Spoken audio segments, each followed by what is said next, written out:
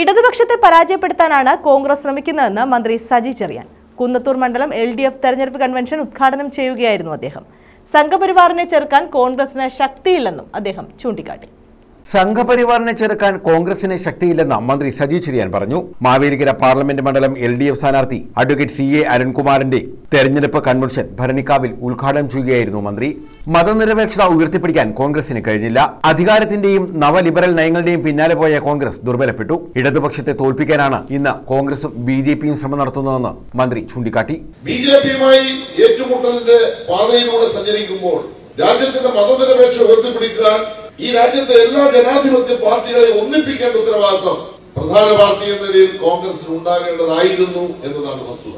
എന്നാൽ അധികാരത്തിന്റെ പുറകെ നവലിബറൽ സാമ്പത്തിക നയങ്ങൾ നടപ്പിലാക്കുന്നതിന്റെ ഭാഗമായി ഇന്ത്യയിലെ സമ്പന്ന വിഭാഗത്തിന്റെ താല്പര്യങ്ങൾക്കനുസൃതമായി ഇടതുപക്ഷ രാഷ്ട്രീയത്തെ രാജ്യത്ത് ദുർബലപ്പെടുത്തേണ്ടത് ഈ രാജ്യത്തെ BJPയെ പോലെ കോൺഗ്രസിന്റെയും ഏറ്റവും പ്രധാനപ്പെട്ട അജണ്ട ആയതുകൊണ്ടാണ് ഇടതുപക്ഷത്തെ തോൽപ്പിക്കാനാണ് ഈ കേരളത്തിൽ ഇന്ത്യയിൽ കോൺഗ്രസ് ഏറ്റവും കൂടുതൽ ശ്രമിച്ചുകൊണ്ടിരിക്കുന്നത്.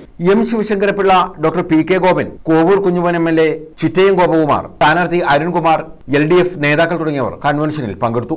ഈ നാട്ടിലെ ജനങ്ങളുടെ നിരവധിയായ നീറുന്ന വിഷയങ്ങൾ അതെല്ലാം ഏറ്റെടുത്തുകൊണ്ട് അതിനെയെല്ലാം മുൻനിർത്തി വേണം മുന്നോട്ട് പോകുവാൻ എന്നാണ് എനിക്ക് എന്റെ മനസ്സിൽ തോന്നുന്ന ഏറ്റവും വലിയ ഞാൻ മുന്നോട്ട് വെക്കുന്ന പ്രധാനപ്പെട്ട ഒരു ആശയം. ആ ആശയത്തിൽ നിന്നുകൊണ്ട് ഈ മാവേലിക്കര പാർലമെന്റ് മണ്ഡലം നിരവധിയായ വികസന കുതിപ്പുകൾ നടത്താൻ വേണ്ടിയിട്ട് വെമ്പൽ കൊണ്ടുകൊണ്ടിരിക്കുന്ന ഒരു പ്രദേശമാണ്.